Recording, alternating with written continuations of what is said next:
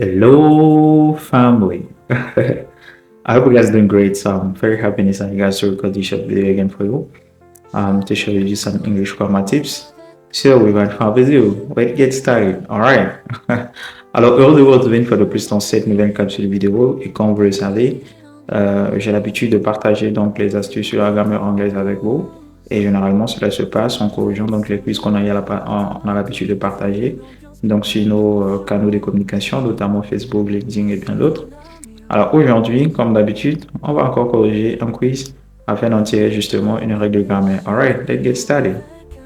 Alors récemment, on a eu à partager un quiz encore sur les réseaux sociaux. Pour ceux qui ne sont pas encore abonnés sur notre page, vous pouvez juste aller sur Facebook, taper Global English Hub.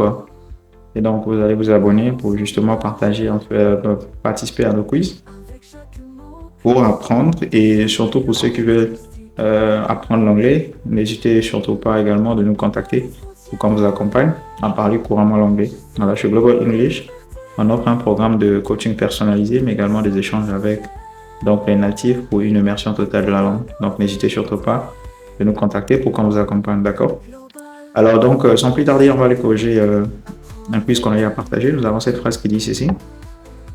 Italian food is... On a trois réponses ici. On propose good, better, best than American food. Alright? Et donc, du coup, on nous demande justement de choisir soit good, better, best.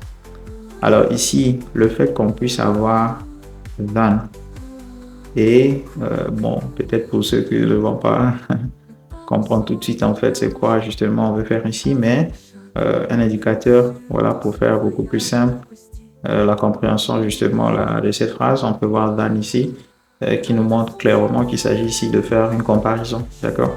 On veut donc comparer justement la nourriture italienne, ensuite là avec la nourriture américaine, d'accord? Alors donc pour justement former le comparatif de supériorité, parce que justement ici il est question justement de former le comparatif de supériorité. Alors pour ceux qui le savent déjà, pour avoir le comparatif de supériorité, on a besoin de l'adjectif, d'accord? Et lorsque l'adjectif est court, on ajoute donc ER sur l'adjectif, plus donc than, d'accord?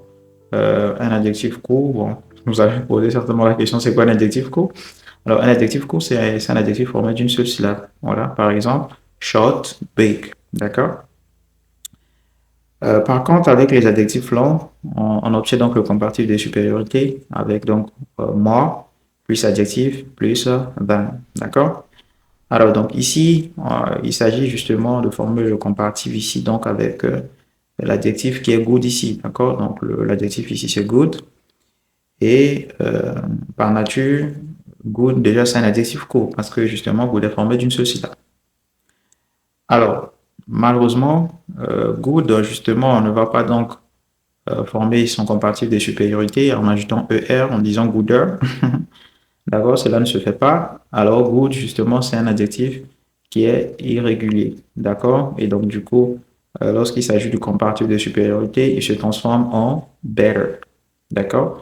Et lorsqu'il s'agit du superlatif, voilà, il se transforme en best. Alors, donc ici, il s'agit bel et bien, en fait, du comparatif de supériorité. Et donc, on aura, voilà, il sera question pour nous justement de choisir donc better comme étant la bonne réponse. Donc ici, on dira Italian food is better than American food. All right.